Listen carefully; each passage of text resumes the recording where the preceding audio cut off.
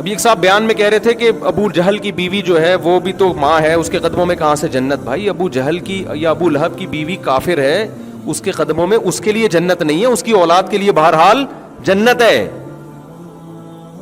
چاہے کسی کی ماں ابو جہل کی بیوی کیوں نہ ہو, تو بچوں کے لیے قرآن کا حکم یہی ہے کہ اس نے اپنی ماں کے ساتھ اچھا سلوک کر رہا ہے, چاہے وہ جائے جہنم میں, وہ اس کا ہیڈ ہی گیا, وہ اللہ جانے وہ جانے. ابراہیم علیہ السلام کا نہیں قرآن نے واقعہ بیان کر دیا, کافر باپ ہیں, بت بناتے ہیں, بت بیچتے ہیں, اور اولاد کو دھمکیاں دے رہے ہیں کہ اگر تو نے بت پرستی اختیار نہیں کی یا تبلیغ کرنا بند نہیں کی, میں تجھے پتھروں سے مار کے ہلاک کر دوں گا. لیکن کیا کہہ رہے ہیں, سلام علیک, کیا کہہ رہے ہیں, آپ پر سلامتی ہو. ساستغفر لک ربی, میں آپ کے لیے اپنے رب سے کیا کروں گا, استغفار.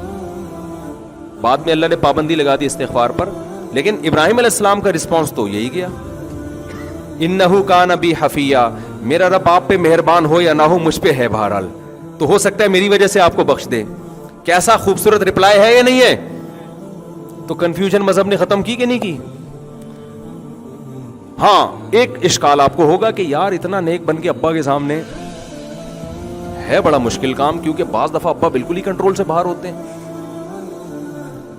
اتنا ہی جھکے رہو گے تو کوٹتے رہیں گے, پیٹتے رہیں گے, دباتے چل. آج مسئلہ یہ ہے نا کہ جو بچہ شریف ہو, ماں باپ اسی کو دباتے چلے جاتے ہیں, دباتے چلے جاتے ہیں, دباتے چلے جاتے ہیں.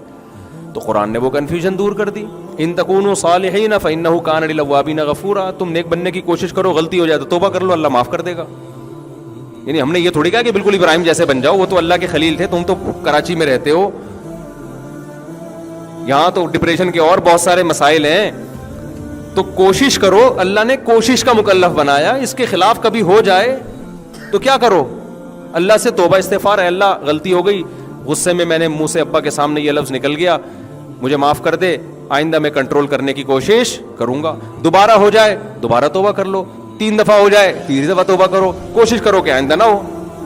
100 بار ہوتا رہے, 100 بار توبہ کرتے رہو. کنفیوژن ختم ہو گئی کہ نہیں ہو گئی.